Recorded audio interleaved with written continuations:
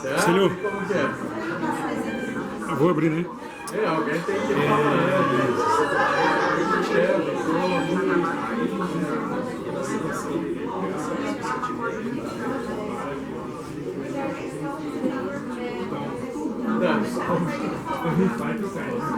Vai o quê? Até 1 da tarde, mais ou menos?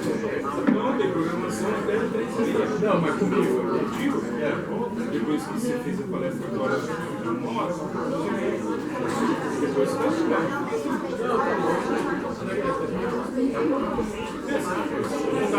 Vou deixar aqui atrás. Ele vai ser o paciente. Ele vai fazer a palestra dele e vai ser atualizado. E aí vai apresentar o nome? Qual é seu nome mesmo?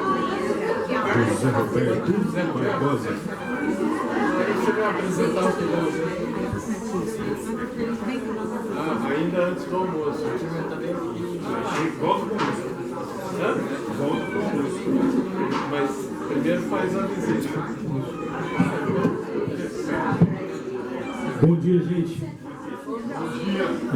Tira um pouco de água aqui para mim. Queria agradecer a todo mundo em nome do Fórum de Cultura do Jundiaí Região.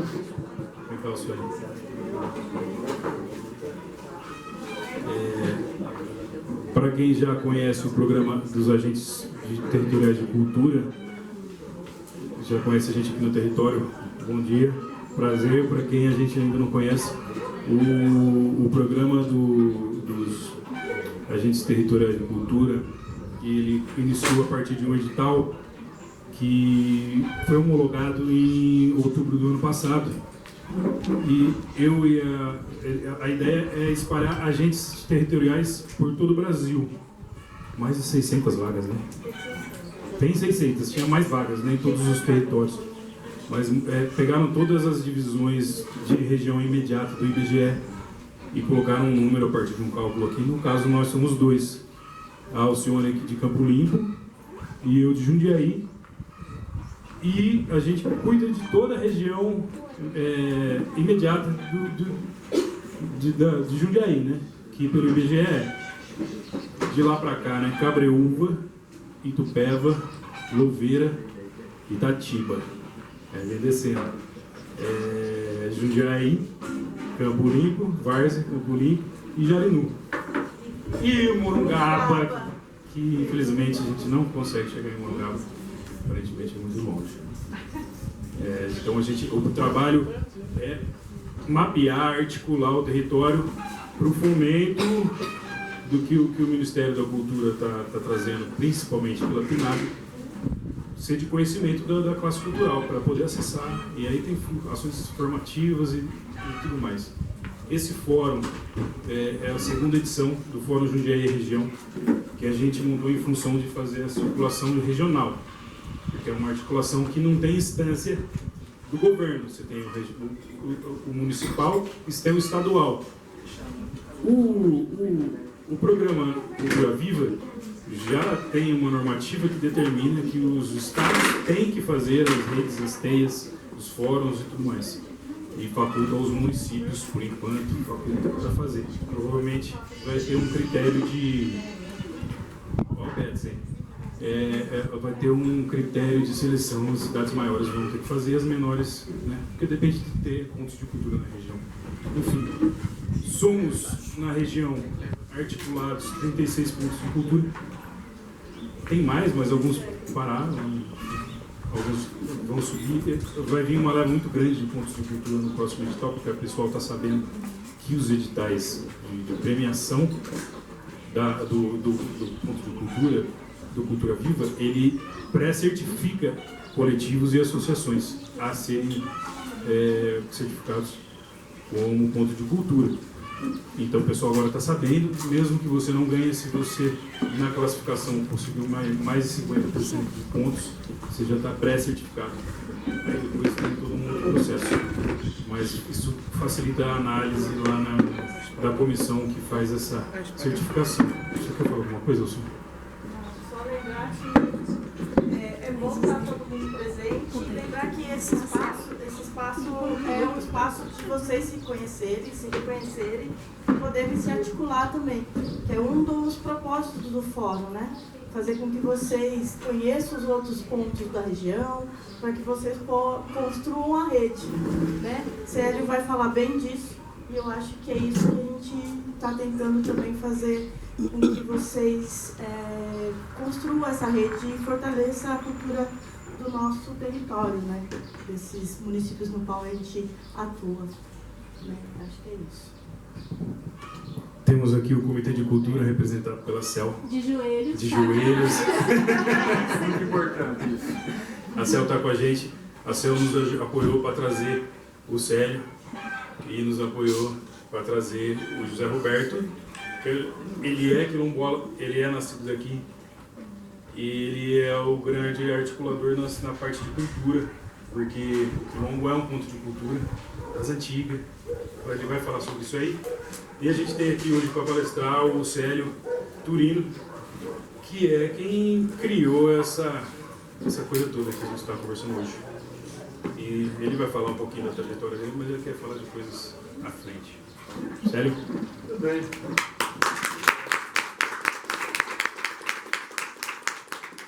Obrigado, bom dia.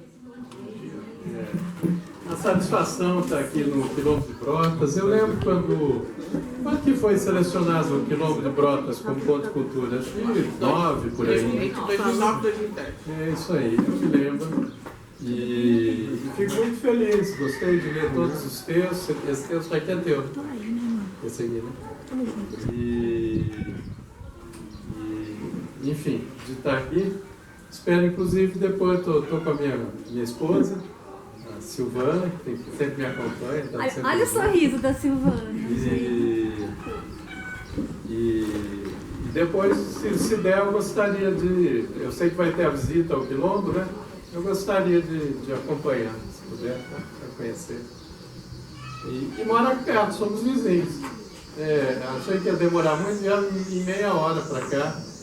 Moramos há 1 ano e meio em Vinhedo, e já na saída para Itatiba. Então, aqui. Eu sou da região, eu sou de Campinas. Só que a vida me levou para fora, assim. Agora estou voltando e gosto demais.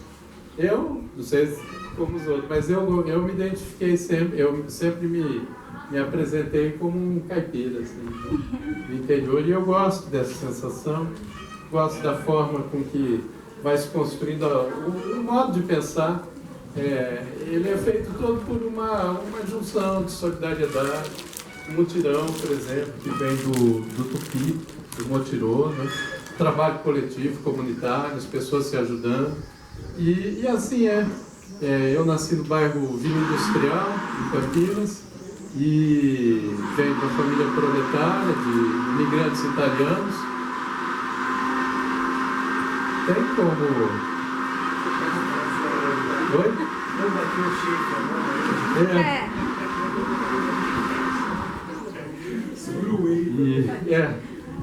O pessoal no EI, né? Ah, tá. Tudo bem.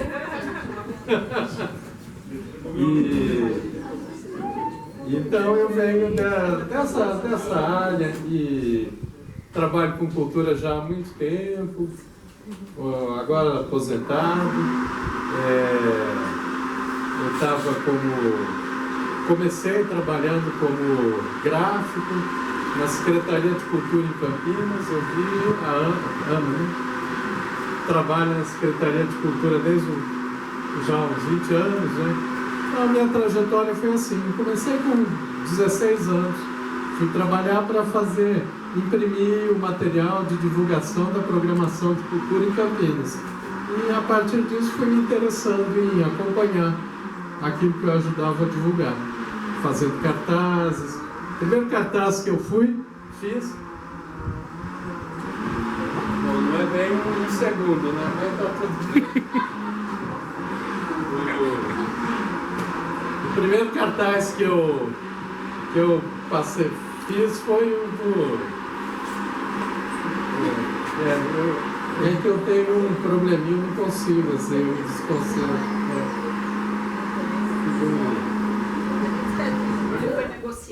Ah, agora dá para conversar. Enfim, vai ver que é isso, essa volta ao interior de querendo ficar em silêncio, ver passarinho, conversar com e tudo mais. Mas o primeiro cartaz que eu imprimi foi do Mestre Lumumba, não sei se vocês já conheceram, e aprendi muito com ele já faleceu, e era um espetáculo de teatro dele, era América, isso foi em 77. Eu fiz em silkscreen, né, em serigrafia, e ajudei a colar na cidade. Então, o meu primeiro trabalho como gráfico foi esse, inclusive. E foi bom, a vida foi me abençoando a encontrar pessoas assim, com quem eu aprendi muito. Mestre Lumumba, também depois fui trabalhar fazendo cineclube em favelas e bairros da periferia em Campinas, e aí, numa dessas favelas, eu levava vários filmes. A favela do Flamboyant ficava ao lado do shopping em Guatemi, não sei quem já frequenta ali por Campinas, deve saber. Era uma favela toda de eucaliptos, então os barracos eram feitos no meio daquela floresta de eucaliptos grandes. Eu levava os filmes, não era como hoje, que você manda uma câmerazinha, um projetorzinho simples. Então era a galinha não me importa, a galinha eu acho.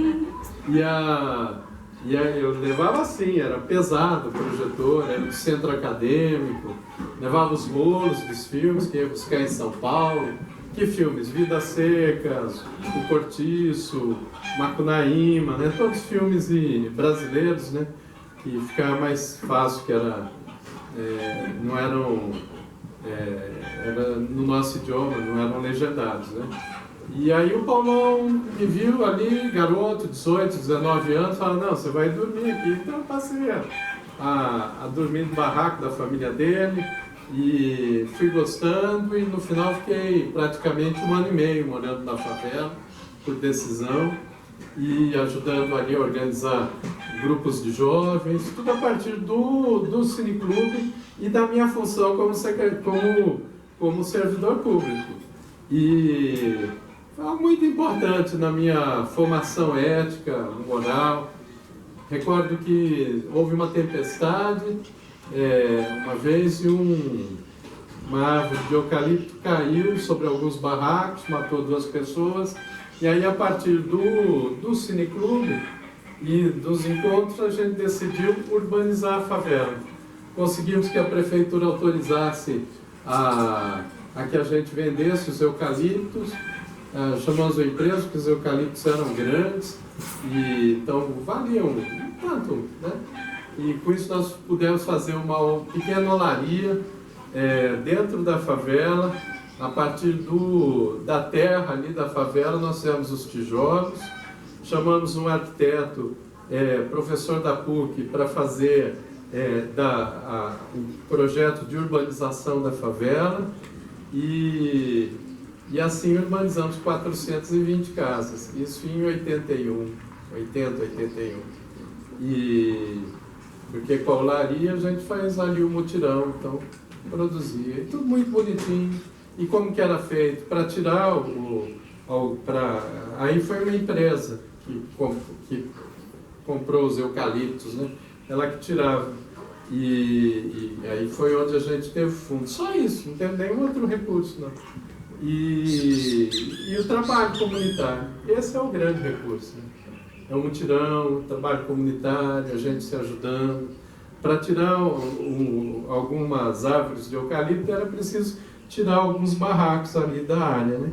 Então aí as famílias iam dormir no barraco de outras famílias, derrubava, a gente começava, urbanizava, fazia as casas de alvenaria, e aí em cada lugar nós fomos fazendo. Levou mais ou menos 1 ano e tanto para chegar nisso. Grande lição que eu aprendi com o Paulão, que era o líder da favela, um homem negro, alto, violeiro, mestre de folia de reis, cantador, analfabeto. Eu estava na universidade, fazia história na Unicamp, e ele se interessava muito pelos livros. Eu cheguei a ler livros inteiros para ele, Um deles foi o papel do trabalho na transformação do macaco em homem, do Engels. E eu li uma vez, e dali um mês ele pediu para que eu lesse de novo. Li o livro inteirinho para ele. Mas quem aprendeu fui eu.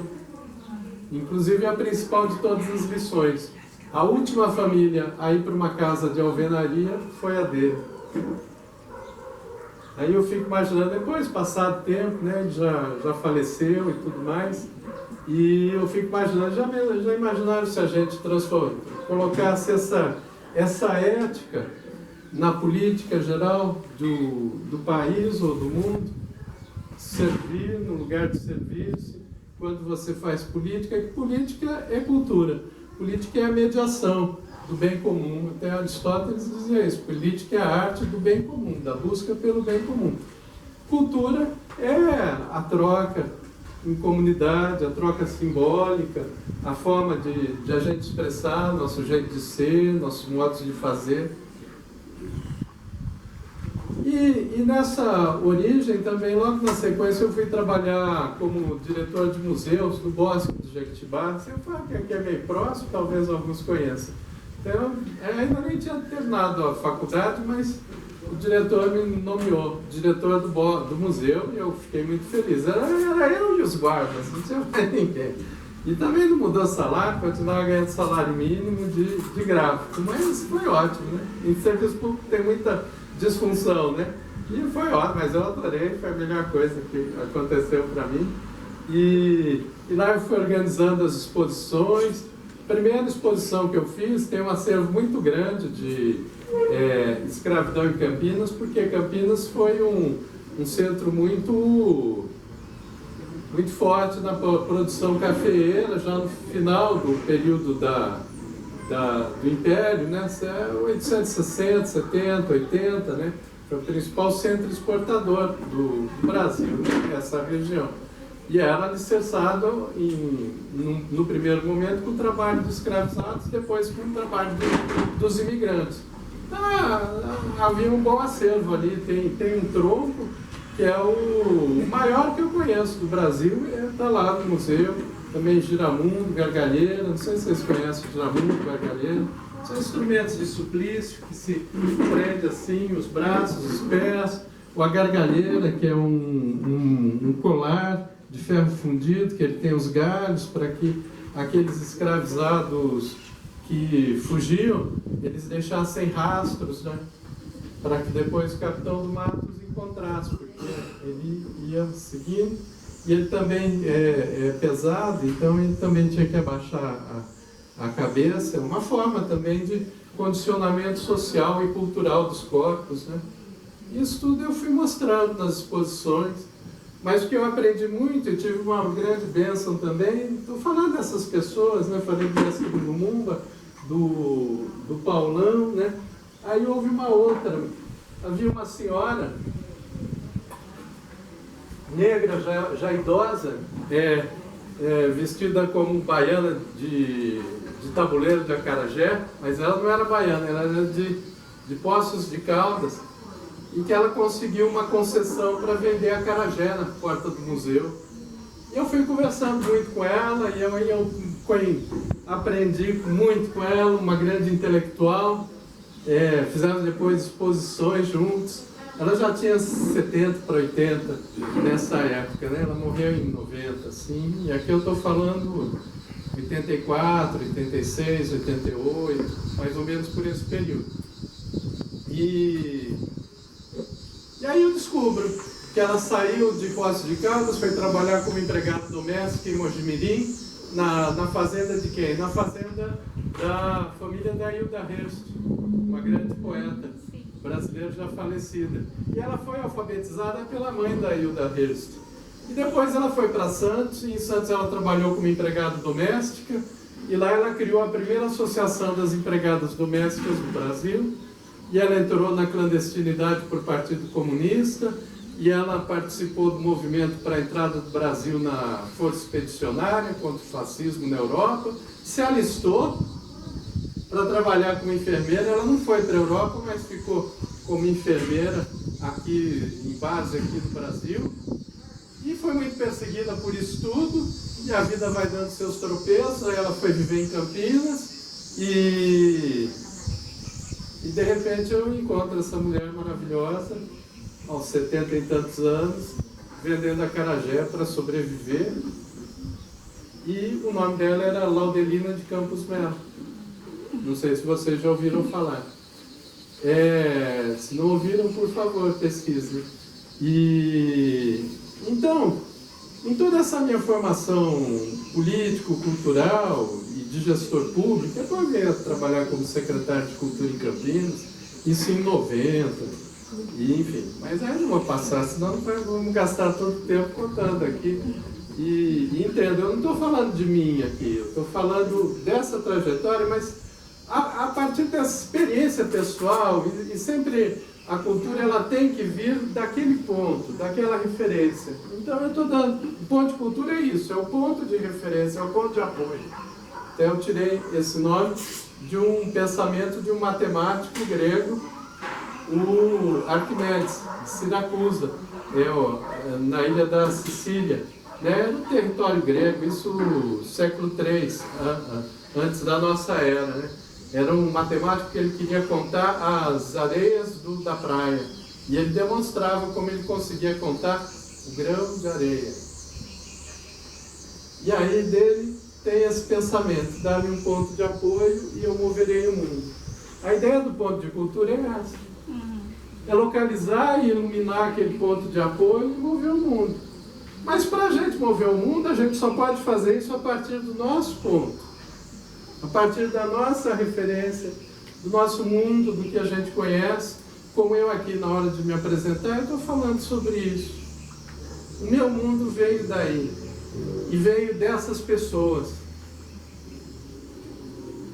Depois, quando em 2004 eu fui convidado para trabalhar no Ministério da Cultura e pensar um programa de descentralização cultural no Brasil, e a ideia do governo Lula, mesmo do Gil, não era do ponto de cultura. A ideia era de construir uns predinhos que eram bases de apoio à cultura e eram centros pré-moldados, assim, feitos em material metálico. Teria uma fábrica que seria em Ribeirão Preto, e dali seriam feitos esses centros.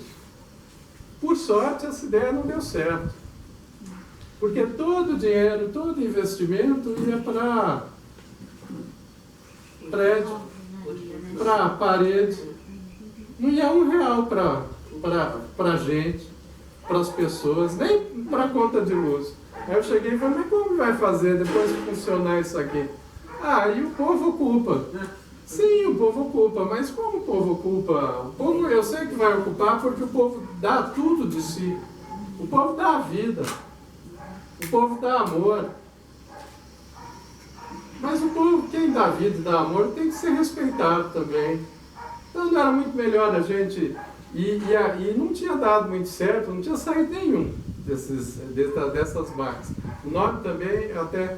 Eu não conheci o Gil, né? Aí tivemos uma relação maravilhosa, assim, os anos que trabalhamos juntos. Aliás, nós assistimos esse final de semana o show dele. Quem não assistiu, assista, tá na televisão. Me arrependi de não ter ido lá no estádio. Eu não gosto de ir em estádio, assim, ver show que é grande, mas show maravilhoso. Foi a semana passada.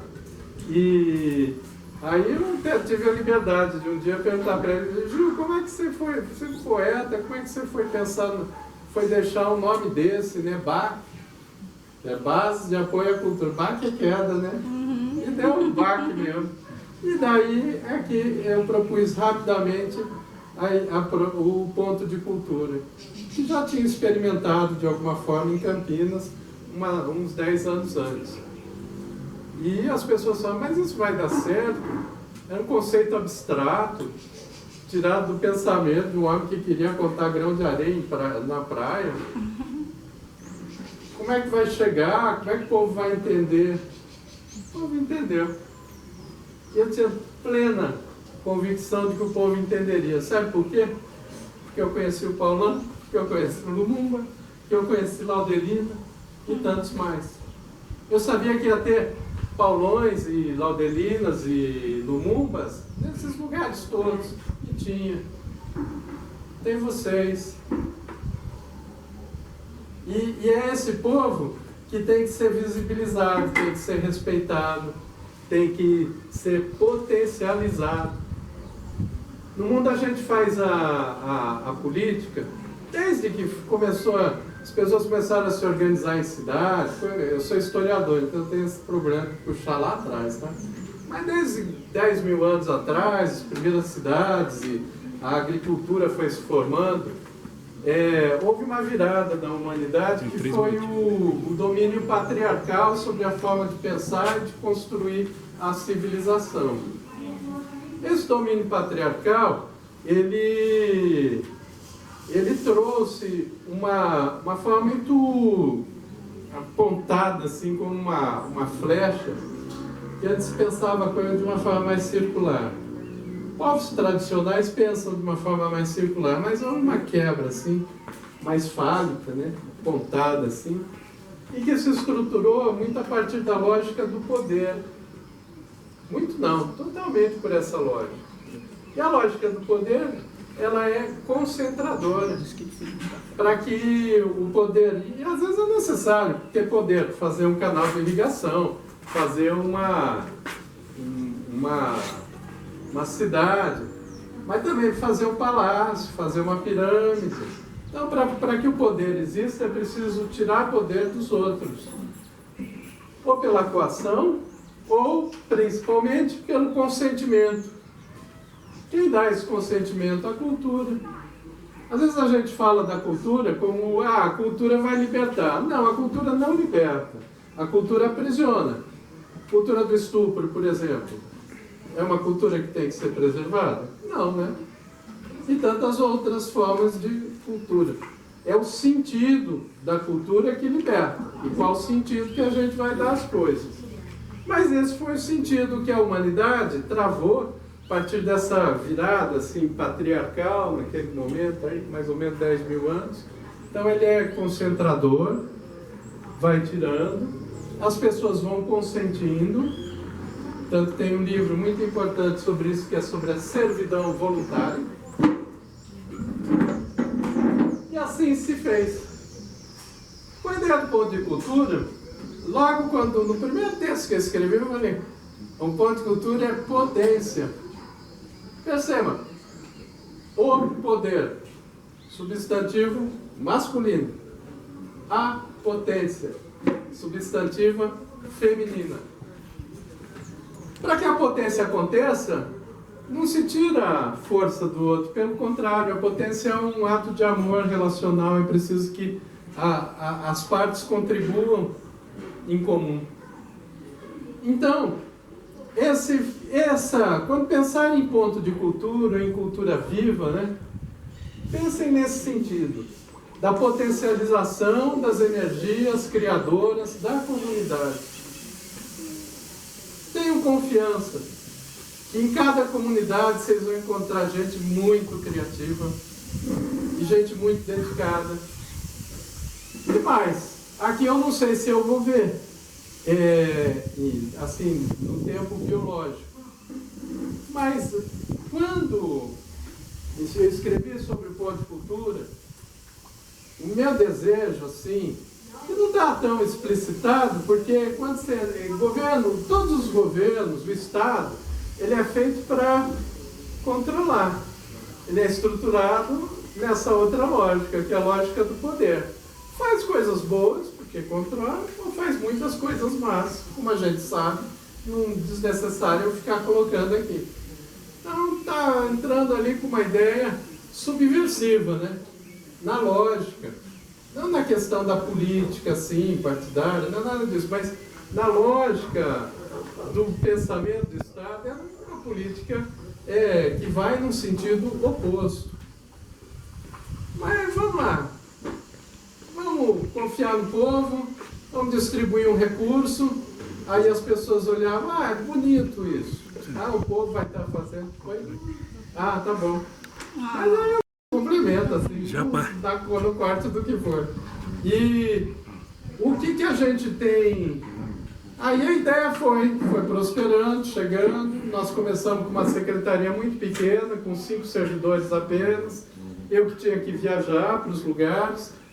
Foi muito sacrificado, mas foi muito bom, porque eu pude subir o rio Amônia, 4 horas, afluente do rio Purus, na fronteira com o Peru, no Acre, e encontrar a aldeia Piútia com os Achaninca e conversar com o Benck, que fazia cinema em software livre. Isso em 2005.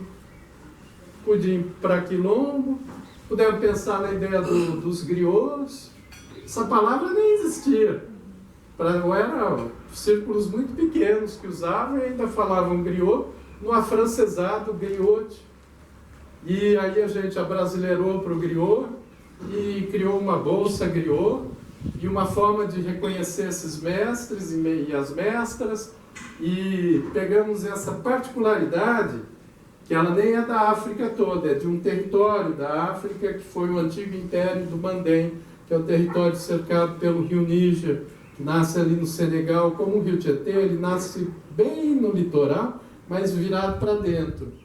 Então ele vai até o Saara, dá uma grande volta e desemboca na Nigéria.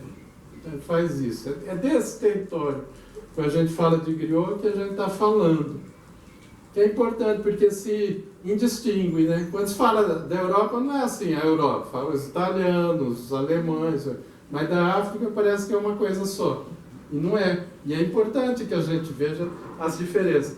E aí a gente pegou desse recorte uma particularidade, que são essas enciclopédias vivas, genealogistas, músicos, os intelectuais. E demos uma universalidade para eles. Chegou uma vez, eu fui visitar um ponto de cultura em Jales, e de repente tinha um japonês tocando taiko, e o ponto de cultura era de taiko, e ele se apresenta para mim: eu sou o griot. Eu achei a coisa mais maravilhosa que podia acontecer.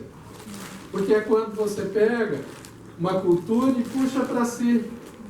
E ela ganha uma universalidade, como é a universalidade da democracia, por exemplo, que nasce ali nasce num lugar muito complicado. Se eu contasse para vocês assim, falasse que tinha um lugar em que as pessoas faziam, em que os homens desprezavam as mulheres, e para satisfazer seus apetites sexuais tinham meninos de 10, 12 anos que eram utilizados sexualmente, e para se divertir eles faziam umas lutas em que podia arrancar a língua do outro, enfiar o dedo no olho e tirar as vísceras, e aí aquela pessoa vencia, assim, toda ensanguentada, e aí todos aqueles filósofos aplaudiam muito.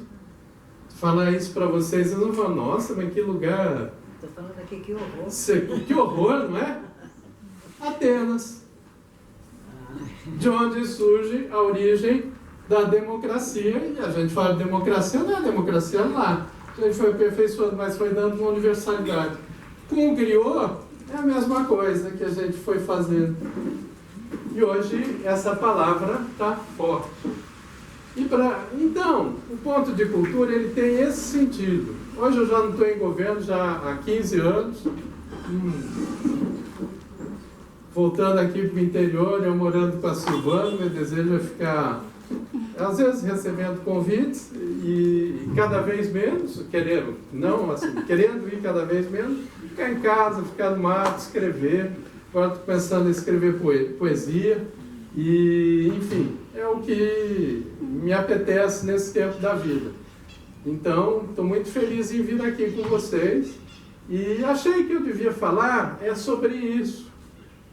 Porque a cultura viva, o ponto de cultura, é importante a transferência do recurso. Aliás, eu considero, já que está filmando, considero que está muito errado do jeito que o MINC está fazendo a transferência de recurso. Que está muito pouco. Quem fez o cálculo de quanto deveria ser o valor para um ponto de cultura, para uma organização comunitária, fui eu. Eu que fiz, não foi outra pessoa. Cheguei com o governo pequenininho. E cheguei ao valor de 5 mil por mês. é 60 mil por ano. Isso em 2004. E daí resultou em um contrato de 3 anos, porque cultura não é projeto, cultura é processo. É aqui é o quilombo. O que é o ponto de cultura aqui de Brotas? É o quilombo inteiro.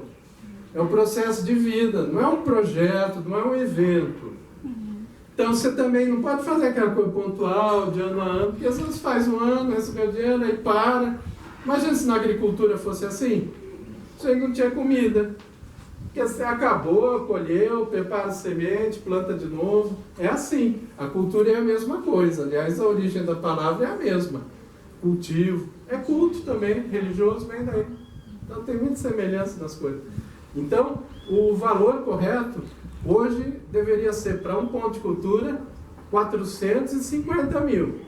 150 mil por ano, em 3 anos. E depois vai renovando. Sem necessidade de você ganhar um ponto de cultura, teve um recurso por um ano, um valor pequeno, que mal dá para fazer as atividades, e depois tem que concorrer de novo. E no ano seguinte, de novo. Está errado, inclusive porque quebra a mentalidade. Cultura é colaboração, não é competição. Cultura é processo, não é produto.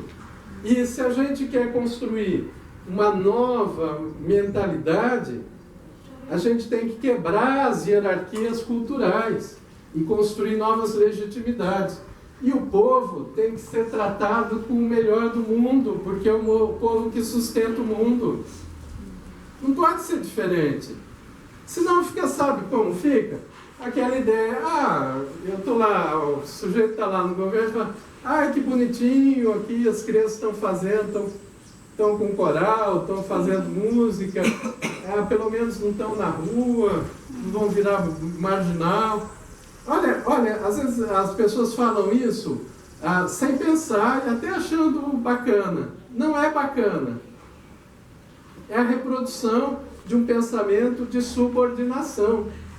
Então, o ponto de cultura, ele tem, e eu penso que vocês que retomam isso, eu acho que aí vocês de Brotas vão ter mais responsabilidade, porque vocês vêm de outro período.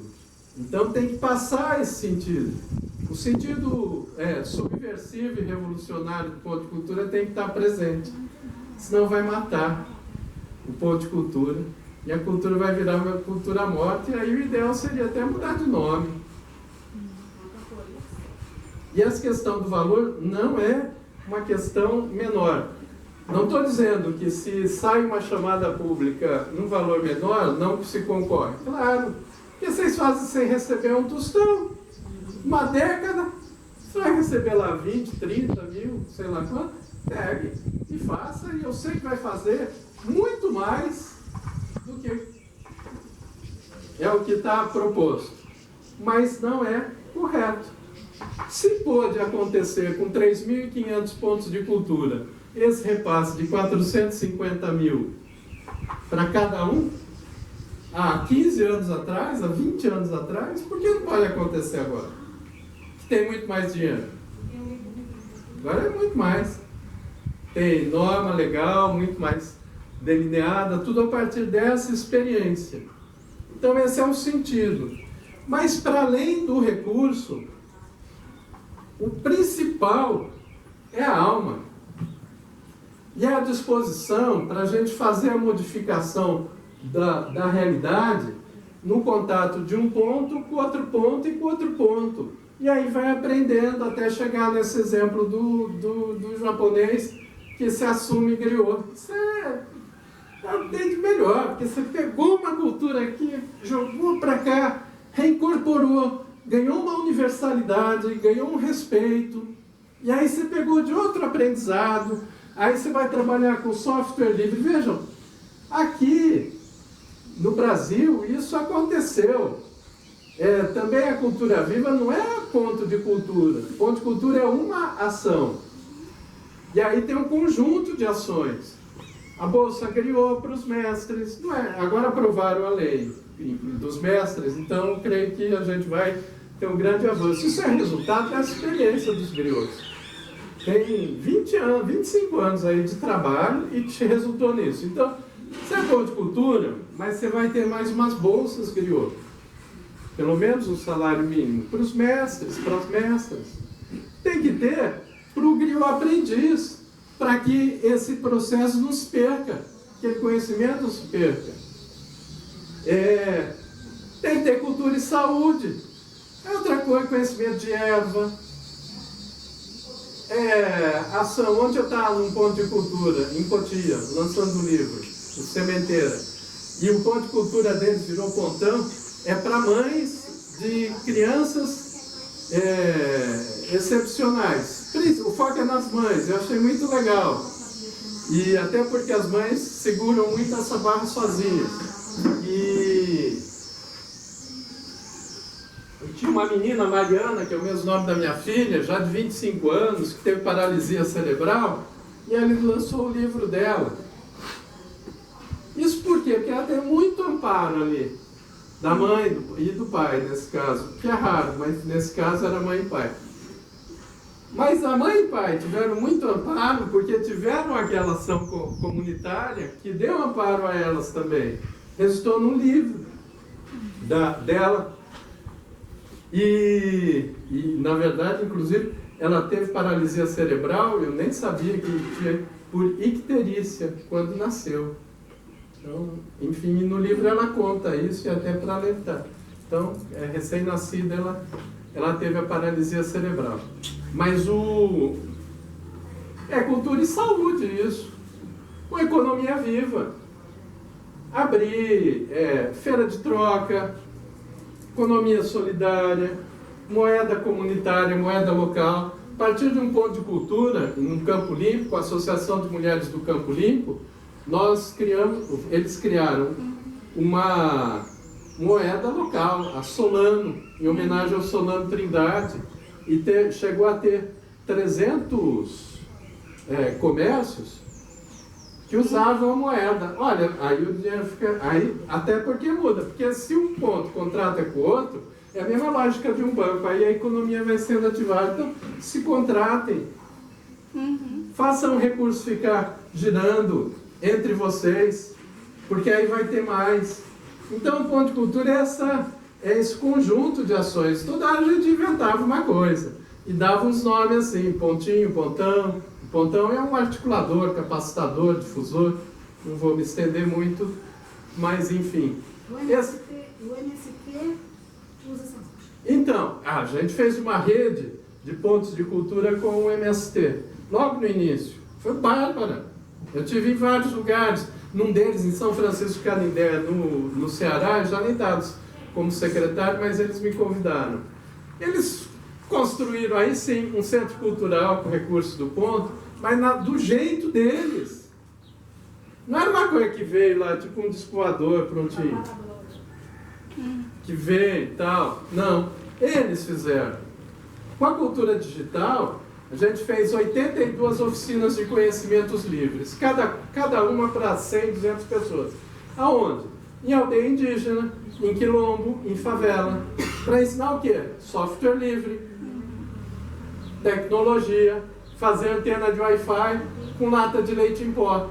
Em 2006, havia uma plataforma que a gente criou, tinha um monte, contratamos um monte de hacker, assim, pessoal de tecnologia, que aprendeu um com o outro, aí na hora de explicar o que é software livre, é uma semente, criou. Não é semente de transgênico, é uma semente que você pode cultivar e melhorar, e vai indo. Na comunicação é assim. Chegou a ter, e aqui no Brasil, sim, isso aconteceu, uma plataforma que deram o nome de Converser, que era para os pontos de cultura colocarem suas imagens, suas fotos, seus vídeos, seus textos. Ela unia a funcionalidade do YouTube e do Facebook. E não havia Facebook ainda no mundo. Isso foi feito por quem?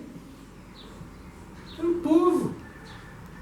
Quem quiser ir na Tainã, em Campinas, acho que vocês conhecem, mestre TC, vão ver lá. Ela é uma das poucas que manteve esse germe, essa semente.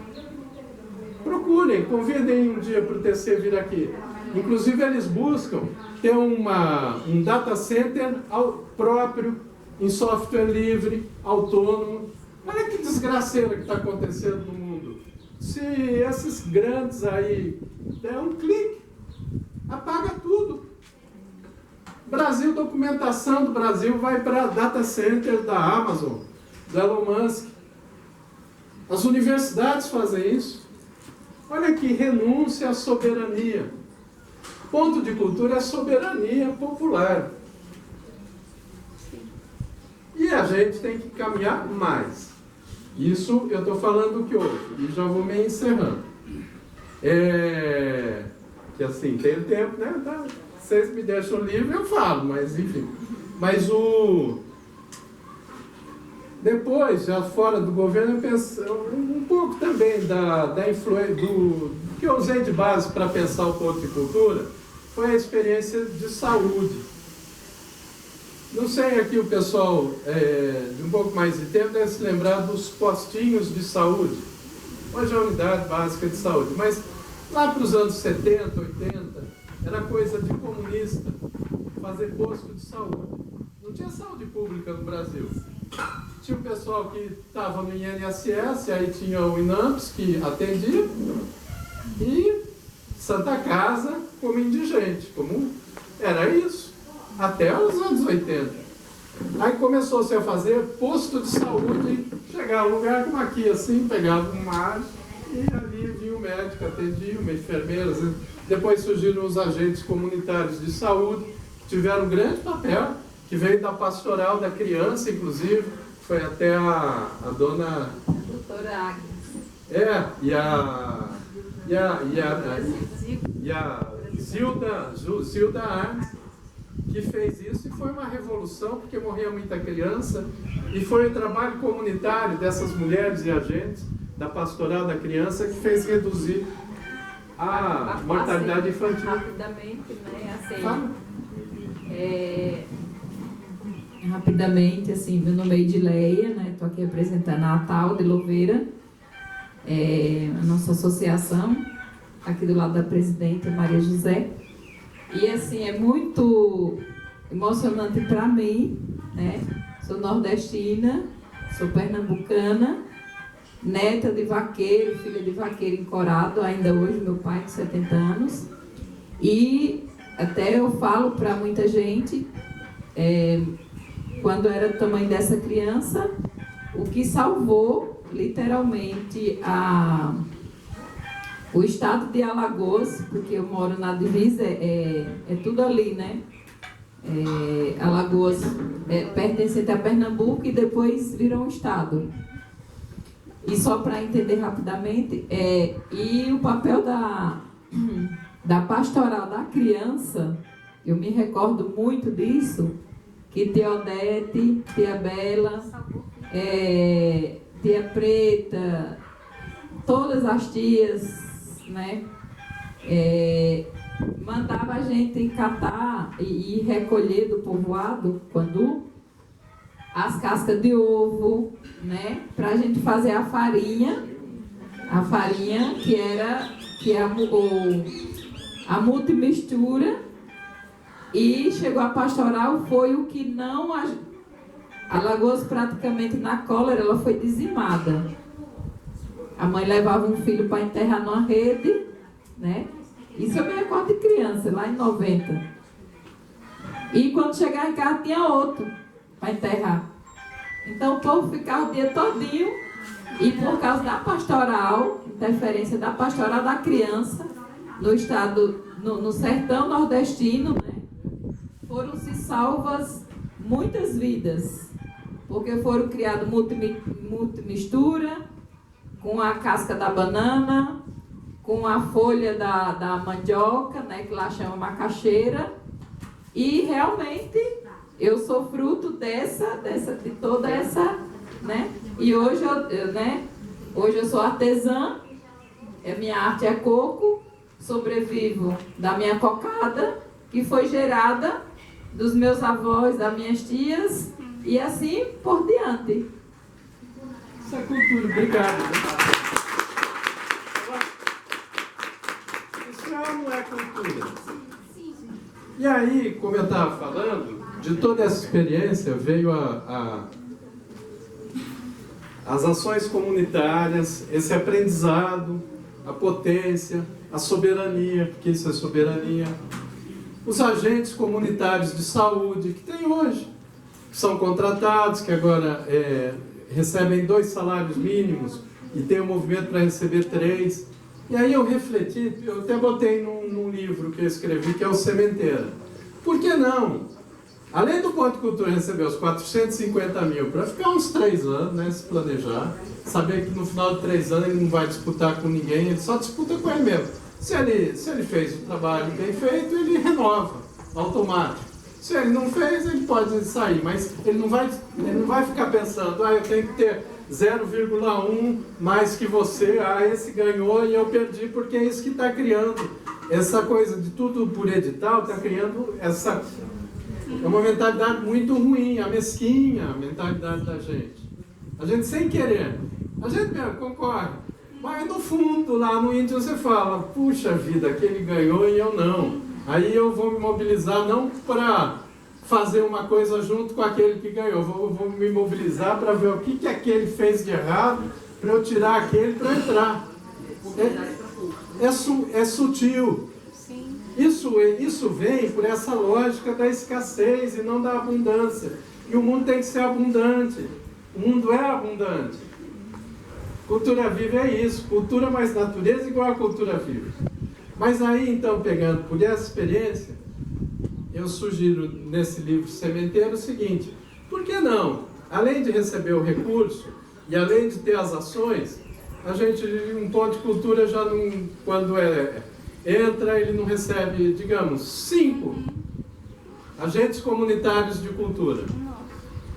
Com CLT, recebendo 2, o ideal, na minha opinião, seria igual ao da saúde, que hoje são 200 mil. E porque aí a gente faria uma campanha em conjunta para 3. Todo mundo entra na mesma, até porque puxa essa história. Foi natural, a gente nem se conhece, de repente você falou, assim, ilustrou, né? E aqui em Louveira, eu fiz parte da pastoral da criança, então, com a dona Eloá, e a gente ainda hoje estamos misturar aqui na cura desde é essa sabedoria, essa forma. Então, um ponto deveria ter. Quem já tem um pouco com os agentes territoriais de saúde, de cultura, é um embrião disso. Mas é pouco em quantidade e eu não sei como é a estabilidade. E não são trabalhadores. Então, é tudo tratado como bolsa. Bolsistas. Para. Quem cuida, e eu sei como funciona. E não estou assim condenando nada, estou só dizendo do processo. Quem se dedica ao bem comum, tem gente que se dedica, é que a gente não olha. A gente vê mais essa porcariada que tem pelo mundo, os Trump da vida, esses caras que, né, não preciso dizer. A ideia da cultura viva é iluminar isso aqui. Entende? Para que a gente faça emergir um outro mundo. Outra lógica, esse é o sentido. Então, quem cuida se dedica tanto que vai improvisando, mas fica na informalidade. Eu vejo muitos amigos assim que já estão chegando, eu servidor público, aposentado, mas eu vejo muitos amigos que passaram a vida fazendo isso. Não tem um real. Não tem uma aposentadoria, não tem uma segurança. Tem uma bolsa que dali um ano acaba e vai passar um ano para ter outra bolsa, e se bobear vai ter que concorrer com outros. Então essa lógica tem que mudar, e o ponto podia ser isso. Vou finalizar com 2 coisinhas. Dá tempo, Tiago? 2 coisas. Uma, a Cultura Viva é um programa. Nasce do Estado e de uma forma de pensar do governo. Mas ela é também uma filosofia. O ponto de cultura é um conceito. Está presente em 18 países. E não vai dar tempo para colocar aqui. Sobre isso eu conto, quem tem interesse, nesse livro aqui, que é o É sobre a América Latina. É isso que é o principal, muito mais que o programa. Agora, além de ser uma filosofia e um conceito, eu queria fazer uma sugestão. Na época que estava no governo, eu falava indiretamente, mas me sentia constrangido porque eu estava no governo e assim não queria. Mas por que não pensar um MPC, Movimento dos Pontos de Cultura, igual tem o MST? Veja, olha como é. Você tem um movimento popular, organizado, estruturado, com pauta, com ação, e o MST busca ali recursos para assentamento, vaga, curso na universidade, ele vai construindo, mas ele tem a independência assim, dele. De certa forma, os pontos de cultura, uma parte deles manteve isso, porque houve muito desgaste, né, muito desmonte, não foi só com o Temer nem com o Bolsonaro. O trabalho de quebrar isso começou antes, infelizmente, começou em 2011. Não vou entrar em detalhe, mas a bem da verdade começou antes. E muitos se mantiveram, sem receber um tostão por ano, e eu sou ponto de cultura, tal, e é isso que mantém a coisa. Mas por que não? Já que teve toda essa experiência, houve mais de 20 anos disso, vocês não criarem um movimento independente, autônomo, com pauta, que tem assim a comissão dos pontos. Mas veja, a comissão é estrutura. O importante é o movimento, porque o movimento está em todo mundo, não está na hierarquia, na lógica, porque senão, lembra que eu comecei a falar dessa lógica de o mundo mudar a lógica patriarcal, fálica, concentradora do poder e ir para lógica abarcativa da potência? Está na hora. Está na hora de fazer emergir a cultura de uma outra maneira, mais própria e soberana. E por último, eu posso ler uma coisinha? Pode. Eu fico aqui olhando, pode ser? Porque eu estou aqui no Quilombo. E eu quero ler.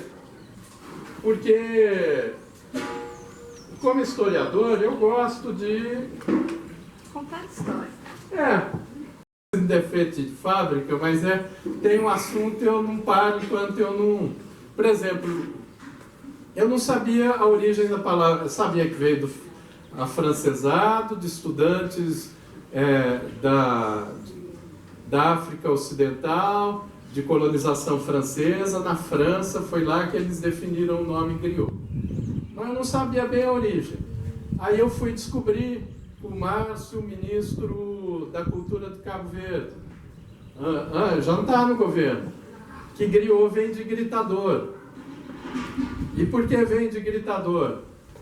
Porque eram esses intelectuais, esses homens e mulheres, mas a maioria era homem também, que o patriarcado tem tudo canto, tem com indígena, tá? A gente não pode idealizar as coisas. Tem quilombo, tem até lugar. Tomam lugar todo, o mundo é assim. E por isso não pode ser assim, porque não é natural ser assim. E eles os portugueses viam esses mestres como feiticeiros, porque eles tinham umas roupas estranhas, tinham um cabelo estranho, tinham os instrumentos musicais estranhos. E aí os portugueses tinham medo deles. E no processo de escravização, nesses grandes portos, Cachel, Goré, que passou por cada um deles 1 milhão de pessoas que foram escravizadas, o método da escravização era o seguinte: pegar povos diferentes, de diferentes regiões, que lutavam entre si, que tinham idiomas diferentes. Era assim. Por isso que no Brasil é difícil você conhecer de forma plena a origem étnica dos povos de origem africana. Porque foi o projeto embaralhar. Para quê? Para que não conversasse, não sei o quê. E faziam mais no método, botavam esse pessoal acorrentado nos portos por, em média, 40 dias. Cabo Verde foi feito assim, que era a ilha, né? É um arquipélago, surgiu assim. Cabo Verde não era habitado até 1400, por aí. E deixavam esse pessoal acorrentado, debaixo de chuva, aos trapos, né? Que tinham que esquecer de tudo. Tinha um método, inclusive, de dar as voltas na árvore do baobá, que era a árvore do esquecimento, e com os pontos de cultura, tecer também, já distribuindo semente de baobá. Essa é a árvore da memória agora. Mas naquela época era usado como árvore do esquecimento, deixar tudo para trás. E só quem podia entrar e falar com esses acorrentados, aprisionados, eram os gritadores. Assim os portugueses chamavam eles, esses mestres. Daí o grito. O grito a capoeira não começa com grito, o samba não começa com grito. Ontem eu falei dessa história, tinha um menino de Slade que falou: olha, a gente começa com grito. É um grito ancestral, de gritador. E ao aprender isso, eu fui puxar mais alguma coisa. E eu encontrei uma maravilha, que eu queria assim... O meu desejo era que pegasse isso aqui, tirasse o xerox e desse para toda criança, que todo mundo soubesse. Que é o juramento ao Mandem, que é a Carta dos Caçadores. Esse é um juramento desde 1200, tem 800 anos, que ele é feito por todos os griots. Tem griot na África, no Níger, que é juiz de direito mesmo. E ele vai com as roupas de griot e põe a toga em cima. Aí eu conto como isso funciona. E ele é feito. E eu posso ler a carta para vocês? Pessoal, isso aqui tinha que entregar em escola, entendeu? Ah, outra coisa. E passar o filme do Rei Leão para as criancinhas. Sabe por quê? Porque o Rei Leão existiu. O nome dele era Sundiata Keito. Era um menino leão, porque ele nasceu com o rosto deformado. Ele era herdeiro do reino do Mandem. O tio dele, que tem no Rei Leão também, sequestra, mata o pai dele e assume o poder. E o Rei Leão ele junta, o menino leão, na verdade, menino leão, Sundiata Keito. Eu ponho aqui um trecho, inclusive. Não do desenho, mas da batalha com Sumitomo, que é o tio dele, e ele retoma o reino. E faz uma coisa, vocês assistiram o Rei Leão?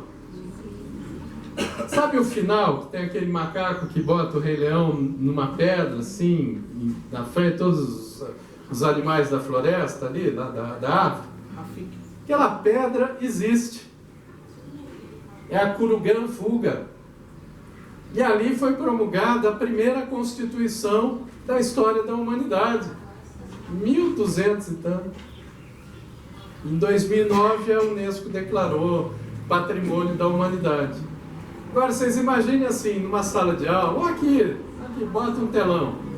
Vocês chamam as crianças para assistir o Rei Leão, mesmo as crianças que já assistiram, e assistem o da Disney mesmo. E contam essa história.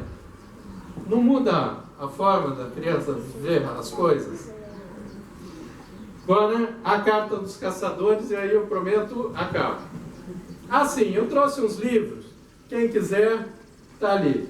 O método é o seguinte, eu ponho o valor, não tem como dar, a escritora não quer, mas enfim, tem o Pix, quem quiser pega e faz o Pix e está tudo certo, tá bom? E são aí alguns livros, inclusive um deles eu disponibilizei na internet, que é o Ponto de Cultura, o Brasil de baixo para cima.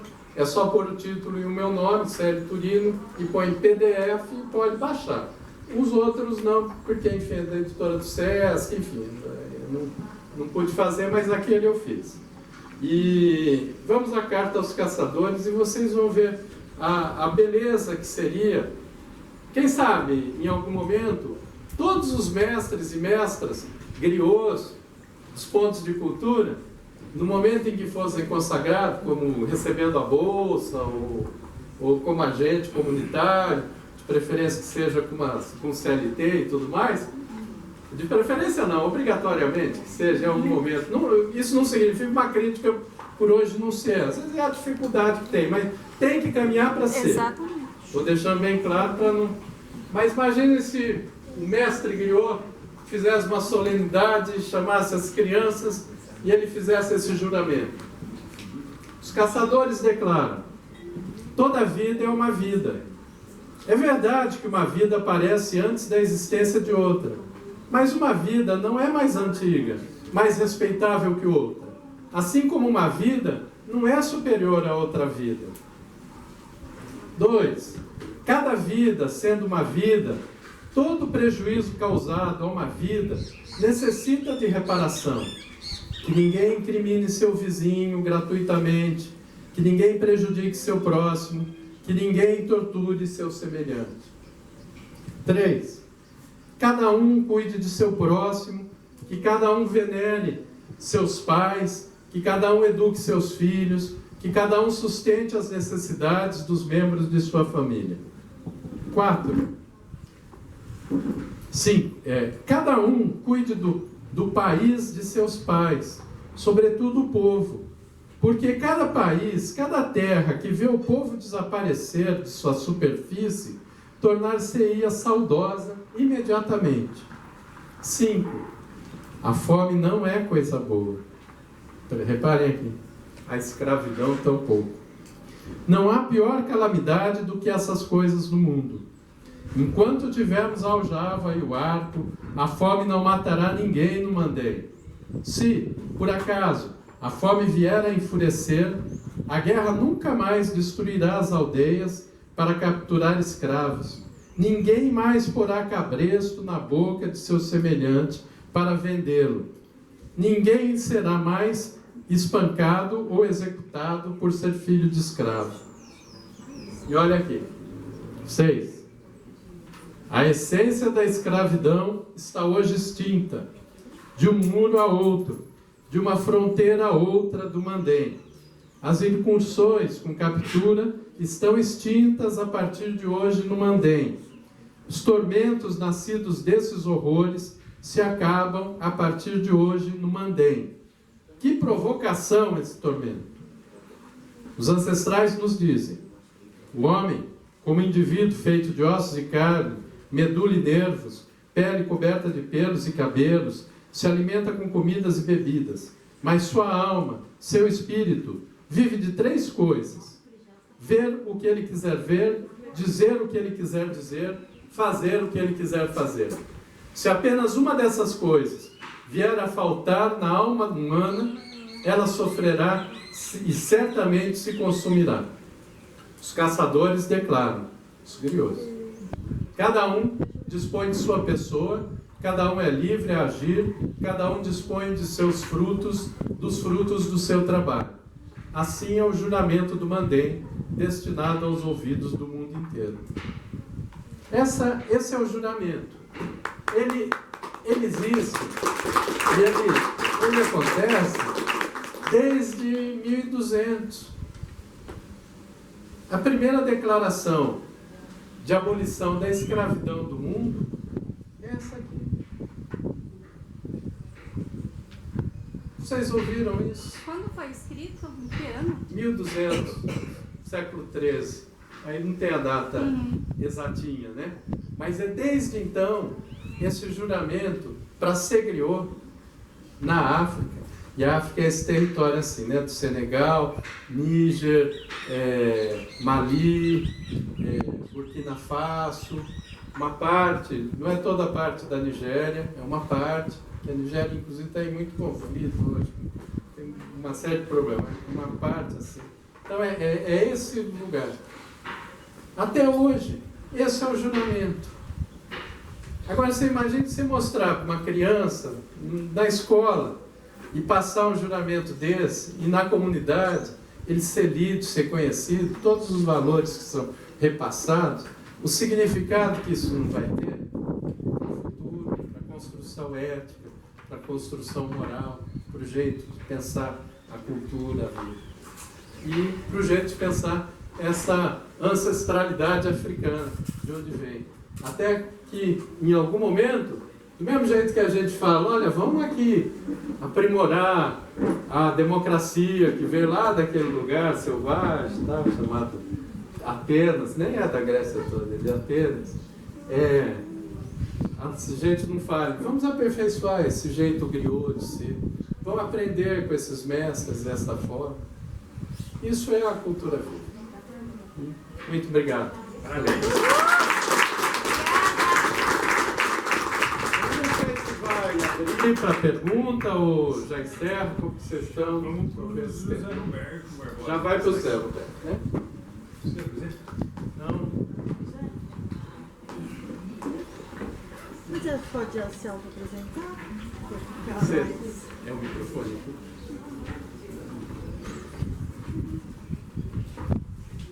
Bom dia. Bom dia. Sou o Roberto aqui, José Roberto, aqui do Quilombo Brotas. Com meus pais ali, meu pai, José Rubens, minha mãe, Amélia. Ah, entendi de onde vem as belezas todas. E, bom, vou contar um pouco da história aqui da comunidade do Quilombo Brotas. Por isso, diálogo entre memória e história. Eu queria colocar dialética, mas muito rebuscado, eu vou colocar diálogo. Porque, assim, a ideia é trabalhar a memória que os antigos da nossa família, aqui do Quilombo Brotas, carregaram e passaram para nós através das histórias que eles contavam, que no passado tinha-se o costume aqui, não tinha luz elétrica, a luz elétrica chegou aqui em 1990. E lá na década de 70 para trás, tinha-se o costume de reunir-se na casa dessa senhora aqui, a Amélia. A gente chama, Amélia Gomes de Lima Barbosa, a gente chama de Vó Amélia, né?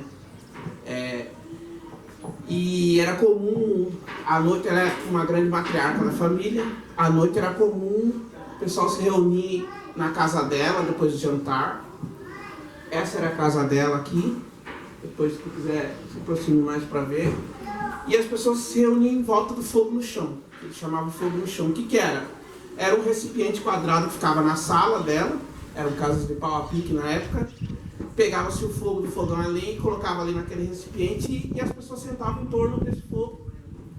E os mais velhos contavam as histórias de antigamente, do que eles passaram, ou mesmo histórias, por exemplo, histórias de fantasma. Meu pai mesmo falava que eles ficavam com medo, que as crianças ficavam só escutando, né? E os adultos falavam. E foi assim que muita coisa chegou até nós, né? Eu não peguei esse tempo, mas eu tive o privilégio de ouvir pessoas, muita gente que passou esse tempo. Meu pai passou esse tempo. Tem uma pessoa que faleceu em 2022, a tia Ninha, que é minha tia-avó, né, irmã do meu avô paterno, e que muitas vezes eu lembro, às vezes de domingo, eu sentado na sala dela e ela contando essas histórias, porque ela ouviu. Então, assim, ela contava tanto de coisas pelo que ela passou, mas histórias do que ela ouviu quando criança. Então, o que eu faço? Eu tenho graduação em História, né, licenciatura em História e mestrado em Antropologia, e o que eu gosto de fazer é pegar essas memórias que eles trouxeram e tentar analisar com o que a gente tem de dados históricos. Então, a gente percebe que muito do que eles contavam não eram coisas que aconteceram aleatoriamente, estavam soltas, elas estavam dentro de um contexto. Por exemplo, acho que em 2023 a gente fez um exame de teste de DNA com o meu pai, para ter uma noção da ancestralidade da família. E essa ancestralidade, ela entra em acordo com a ancestralidade média dos negros do Brasil. Assim, as pessoas que vieram da África para o Brasil na condição de escravizados, a quantidade de DNA do meu pai, assim, ela representava muito isso, porque é sabido, os dados mostram. A maior parte das pessoas que chegaram aqui vieram da região da África Central. E a maior parte dessa ancestralidade do meu pai vem da África Central. Depois tem da África Ocidental, aquela região que o Célio comentou ali, do rio Níger. E aí tem também da África Oriental, ali da região de Moçambique. E aí tem de outras regiões, e tem também indígenas e europeus. Então, essa ancestralidade do meu pai, ele reflete muito essa quantidade de pessoas que vieram para o Brasil das regiões, ali da África Central, são povos bantus, especialmente, da África, e da África Oriental, ali da região de Moçambique, também são povos bantus, da África Ocidental, são povos oeste-africanos e nilo-saarianos. Então, essa ancestralidade dele reflete essa história do Brasil, de pessoas que foram trazidas para o Brasil. Bom, mas um dos ancestrais mais antigos que a gente tem em lembrança é a mãe dessa senhora, a Emília Gomes. Essa Emília, ela morreu com 102 anos em 1954. E ela contava que ela nasceu numa fazenda do interior do Rio de Janeiro, na condição de escravizada. Tinha a mãe dela. E aí, assim, quando a gente tenta fazer essa análise assim, com os dados históricos, bom, eu suponho que a região que ela nasceu possivelmente tem uma chance maior de ser na região do Vale do Paraíba. Que naquele período que ela nasceu, veja, ela morreu com 102 anos, então nasceu provavelmente em 1852. Naquele período ali, naquela década, o polo econômico do Brasil, por conta da produção de café, era a região do Vale do Paraíba, que pega parte do Rio de Janeiro, parte de São Paulo, porque hoje são os estados de São Paulo e Rio de Janeiro. Então é bem possível que ela nasceu naquela região. Ela tinha até uma história que ela contava de uma coisa que ela viu, né? Uma negra, ela teve uma filha, um bebê, e aí a esposa do fazendeiro reparou que aquela criança era muito clara, pelo menos pro que ela entendeu. Ela falou para o senhor, amanhã a gente vai dar comida para os porcos, você vai comigo dar comida para os porcos. E aí de manhã essa moça com a taxa de comida para os porcos na cabeça e com a filha no braço dela. Aí chegou lá, a esposa do fazendeiro falou, daqui sua filha aqui que eu seguro enquanto você dá comida para os porcos. E aí na hora que a mulher estava dando comida para os porcos, a esposa do fazendeiro jogou a menina para os porcos. Ali, bom, e aí a mulher ficou chorando e tudo mais. Isso era uma lembrança que essa minha tetravó, né, a Emília, ela trazia dessa infância dela nessa fazenda do interior do que hoje é o Rio de Janeiro. Ela contava também que enquanto ela ainda era menina, né, e aí é difícil, uma pessoa com quase 100 anos na época, possivelmente que ela contou, o que é ser menino, a gente difícil saber. Mas ela contou que quando ela ainda era menina, ela e a mãe dela foram vendidas. Então, elas fizeram um caminho, né? Possivelmente o irmão dela, Eleutério, também.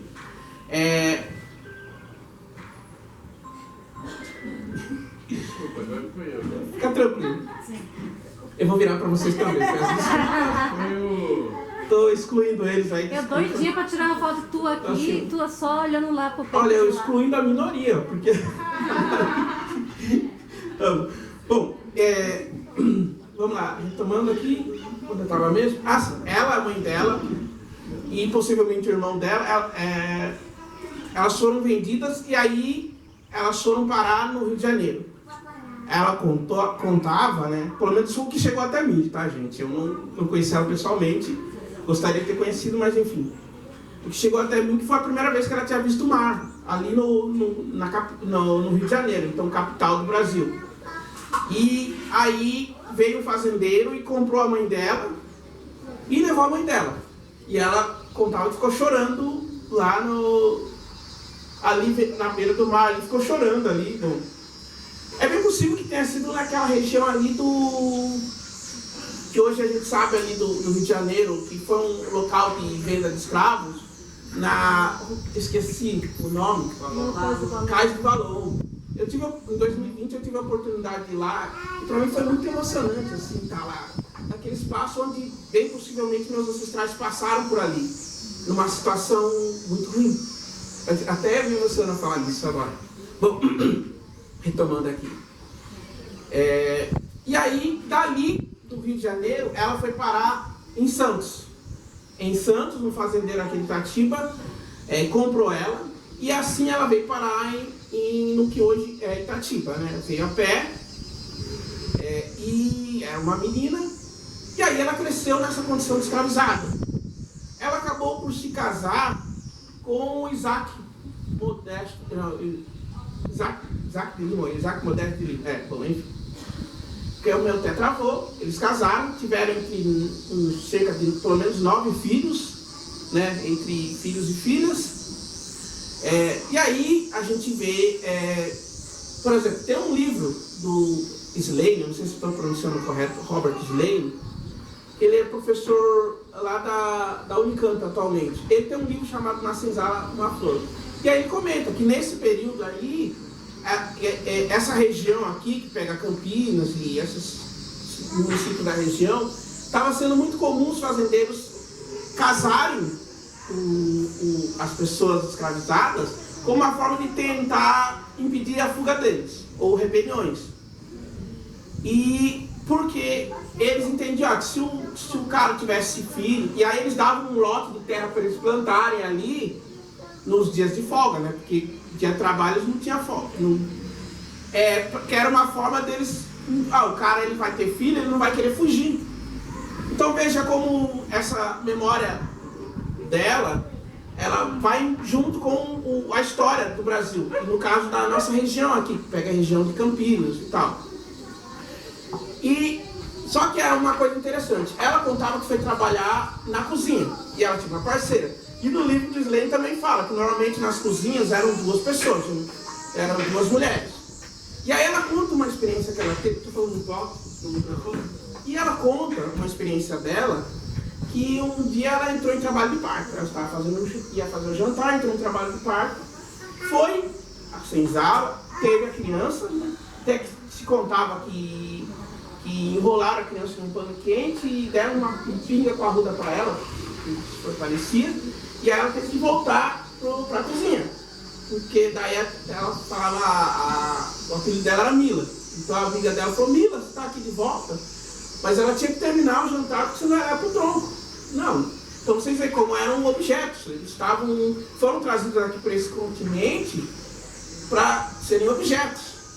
Tem até uma fala do Malcolm X que ele fala, eles não chegaram para nós, vamos lá construir a América. Não, eles falaram, entre aqui nesse navio, porque você vai trabalhar para mim. Assim, fomos trazidos para ser um objeto, não para ser aqueles que vão ajudar a formar o Brasil, a construir o Brasil, não.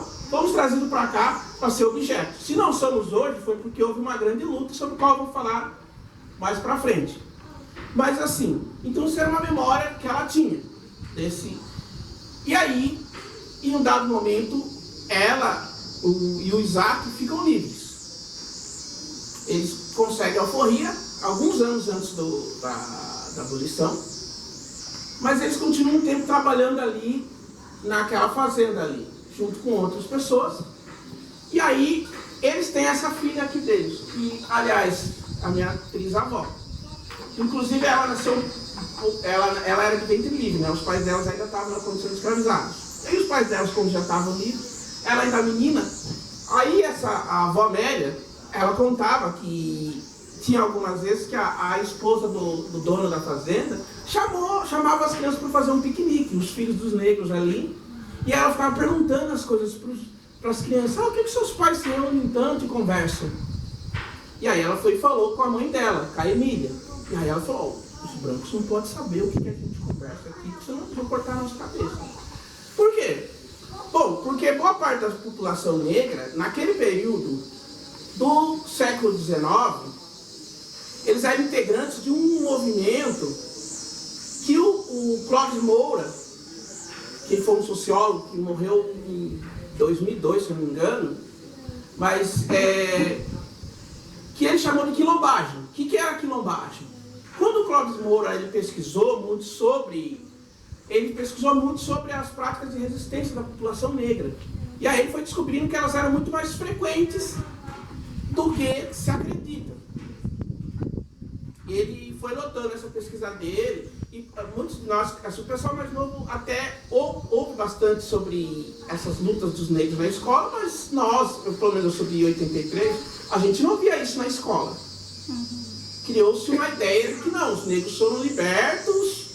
E aí quando você vai ver essa documentação, e hoje os historiadores eles vão fuçar nos documentos, você percebe que o final da escravidão no Brasil e em outros países do continente americano, ele foi construído, sobretudo, pela luta da população negra. Então, os nossos ancestrais negros, todos aqui que têm ancestrais negros, foram eles que construíram o final da escravidão. Quando você vai olhar a documentação, desde o momento lá do século XVI, dos anos 1500, quando chegaram aqui, até a abolição, as práticas de, quando você vai ver a documentação de resistências, seja por meio de rebeliões, fugas, formações de quilombos, outras formas de resistência, elas eram frequentes, elas eram um medo constante da população branca, da população, por exemplo, depois que teve a revolta lá no que hoje é o Haiti, esse medo dobrou. Então eles eram constantes. E o Clóvis Moura chamou isso de quilombagem. Uma das maiores formas de quilombagem do período chamado ciclo da cana era o quilombo dos Palmares, que era um outro estado. No período do ciclo do ouro, a gente tem o quilombo do Campo Grande, que ele é pouco lembrado, mas ele foi, em termos de número de pessoas e comunidades, ele era até maior que Palmares. O quilombo do Campo Grande, ali na região de Minas Gerais e Goiás. E no século XIX, você tinha isso por todo o Brasil. Você tinha uma rede formada pela população negra. E grande parte dessas pessoas eram negros já livres. Se você pega o censo de 1872, que é o primeiro censo de nível nacional do Brasil, já como um país, surgiu em 1822, em 1872, você vê que a maior parte da população negra já eram pessoas livres, que tinham seus trabalhos e tal. Tinha muitas pessoas que estavam nos quilombos, mas tinha muita gente que convivia no dia a dia nas cidades, no campo, e eram livres. A maior parte da população negra já era pessoas livres. E, no entanto, que quando deu a abolição, era só 1/20 da população negra ainda estava na condição de escravizado. Porque você tinha essa população negra comprando a sua alforria, ou ganhando a alforria, ou fugindo. Então você tinha e grande parte desse movimento de pessoas que lutavam contra a escravidão eram pessoas negras já livres. Porque às vezes você estava livre, mas a sua mãe ainda estava na condição de escravo, o seu irmão. Então você continuava nessa luta. E Itatiba e a nossa região, ela era parte desse movimento de luta contra a escravidão. E esses nossos ancestrais, a Emília, o Isaac, eles eram parte disso. Os seus ancestrais, se você tem ancestrais negros naquela época, provavelmente fizeram parte disso. Talvez nem todas as pessoas negras tenham participado. Algumas até contribuíram, lutaram contra.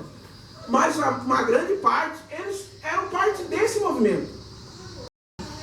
Quem construiu o final da escravidão no Brasil foi, sobretudo, a população negra.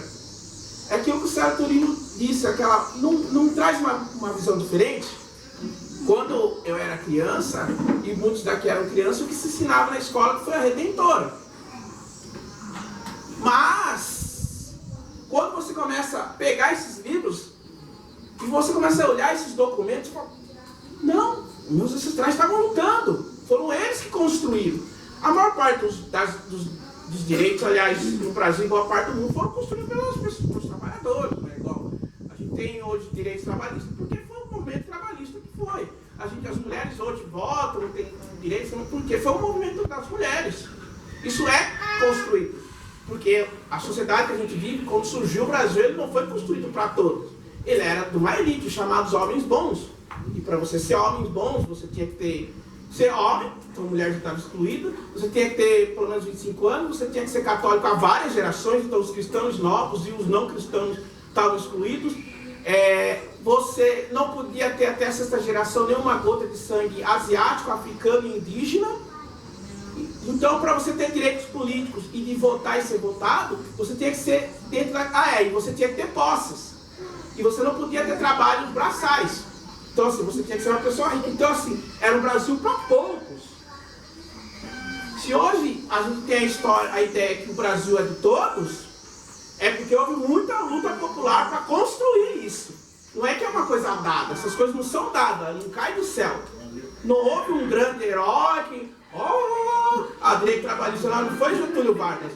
Getúlio Vargas ele garantiu isso porque havia uma pressão, ele queria industrializar o Brasil, mas ao mesmo tempo você tinha um movimento trabalhista operário E aí ele tinha medo, ele falou, se eu tentar industrializar o Brasil, e se a gente não colocar uns direitos trabalhistas, a gente não vai industrializar o Brasil, porque o movimento operário não vai cair em cima. Então, vamos os anéis, ficam os dedos. E isso foi assim também, a questão do voto feminino e tudo mais. E com a questão do final da escravidão no Brasil. Bom, esse território aqui, ele foi um entreposto das rotas de fuga. Bom, no território que hoje é o Brasil, quer dizer, que hoje é Itatiba, ali você já tinha, e essa região toda, Jundiaí, Campinas e tal, no século XVIII, por exemplo, meados do século XVIII, quase não existia a maioria dos territórios aqui. Itatiba não existia até o primeiro registro dele, do que veio se tornar Itatiba, foi um bairro rural que foi registrado a primeira vez em 1786. Mas antes disso, por exemplo, tem um texto que ele vai mostrando que nos sertões de Jundiaí, lembra que tudo isso aqui era parte de Jundiaí, você tem muitos negros e índios fujões. E aí, por exemplo, eu falei lá do Quilombo do Campo Grande, tá? O historiador Tarcísio José Martins, que ele pesquisou muito o Quilombo do Campo Grande, ele escreve lá no livro dele que quando estavam as guerras contra os quilombos lá na região de Minas Gerais e Goiás, muita gente daquela região já fugiu para essa região aqui. Inclusive, quando eu tive a oportunidade de conversar com ele por meio de e-mail, aí ele falou, que região é seu quilombo? Eu falei, região de Itatiba. Ele, no século XVIII teve muita gente que fugiu dos quilombos daqui de Minas para ir. Então você já tinha, não existia a comunidade que deu origem a Itatiba, mas você já tinha na nossa região comunidades formadas por pessoas negras. E você também tinha indígenas que haviam fugido do Planalto Paulista. Aí, antes ainda, lá no século XVI, XVII, porque o pessoal lá do Planalto Paulista, os portugueses lá adoravam ficar escravizando indígena. Então muita gente fugiu. Aí, como eu falei, a comunidade de origem Itatiba ela começou a se formar como bairro rural no final do século XVIII. E aí, no século XIX, você já tinha a comunidade. Em meados do século XIX, o que hoje você tinha uma concentração da área urbana do que hoje é Itatiba, lá na colina que hoje é o centro de Itatiba. O resto era tudo sítios, fazendas e Mata Atlântica. Esse território aqui ele não era habitado. Esses bairros aqui, tudo assim, era tudo coberto por Mata Atlântica. Essa mata aqui é um remanescente daquilo. E conta-se que um casal, ele era proprietário desse território todo, que inclui esses bairros aqui. Mas eles não moravam aqui, eles eram proprietários. O português Francisco José Rodrigues e a esposa dele, a índia Rita Rodrigues. Conta-se, e aí a gente cai no campo das memórias, que um negro, que é lembrado como Negro Brotas, conversou com esse casal, e aí eles integraram esse movimento de luta contra a escravidão.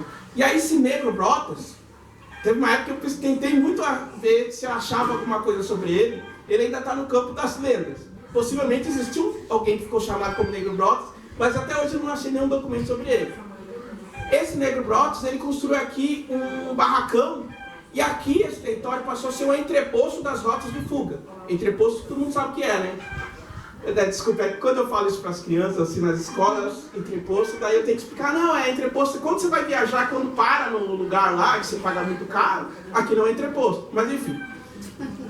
As pessoas fugiam das fazendas aqui da região, de Campinas, de Itatiba, de Jundiaí. Da época você tinha muitas rotas de fuga, então você tinha pessoas que levavam as pessoas.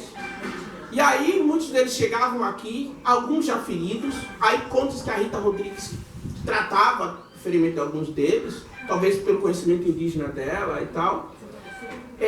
Alguns morriam, porque, sabe, na fuga, às vezes, eles eram enterrados num local aqui próximo, mas os que sobreviviam, eles ficavam aqui um tempo, e aí depois de um tempo a maioria ia para outros quilombos.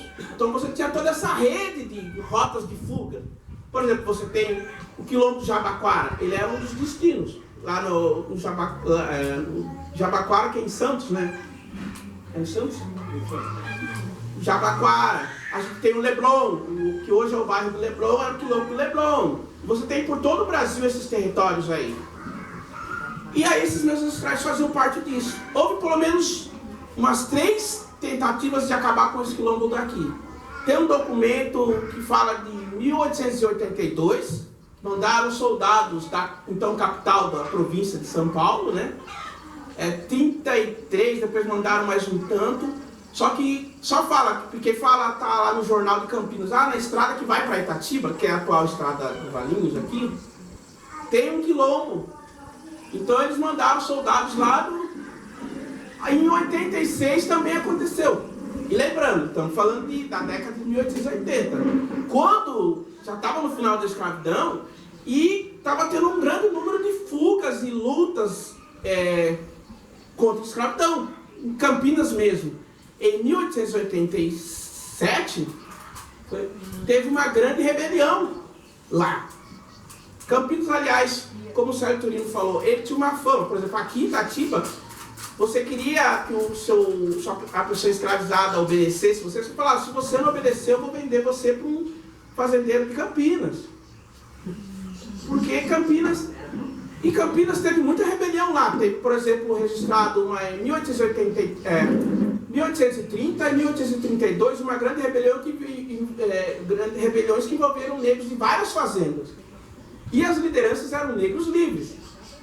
Veja só, os que fizeram em 1830, aí descobriram, prenderam as lideranças, que eram 2 negros livres, eles foram parar numa prisão lá, na capital da província de São Paulo, em São Paulo. De lá eles fugiram e ficaram escondidos no quilombo do Saracura, que é um quilombo que tem lá no bairro do Bexiga. Por isso a gente tem a questão da Vai-Vai, escola de samba Vai-Vai, falar Saracura. A gente tem o córrego do Saracura lá, que hoje é coberto, infelizmente, mas aquele território era uma região, era um quilombo do Saracura. Mas enfim, ele ficou um tempo lá, e aí dali ele foi liderando, porque você tinha os negros que eram carreteiros, não sei o que. E aí eles passavam informação, e aí em 1832 eles organizaram uma outra rebelião lá. Aí teve alguém que denunciou, foi igual a mesma coisa lá, quem assistiu esses dias lá, o filme Malês, é a mesma coisa. Muitas vezes alguém acabava denunciando e aí traiu tudo, foi a mesma coisa. Mas enfim, Campinas tinha essa fama. E você tinha pelo Brasil todo. Em Itatiba, essas rebeliões, elas foram acelerando o processo de abolição, que muitos fazendeiros começaram a dar liberdade.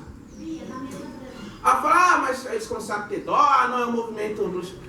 Muita gente tinha medo mesmo. Então, muitos fazendeiros começavam a dar liberdade. É interessante que no dia 25 de dezembro de 1887, ou seja, no Natal de 1887, muitos fazendeiros de Itatiba se reuniram e deram a liberdade para mais de 1000 pessoas. Na época, aqui em Itatiba, você tinha 2 movimentos, 2 associações abolicionistas. O Clube Abolicionista e o Clube, esqueci o nome do outro, peço desculpas.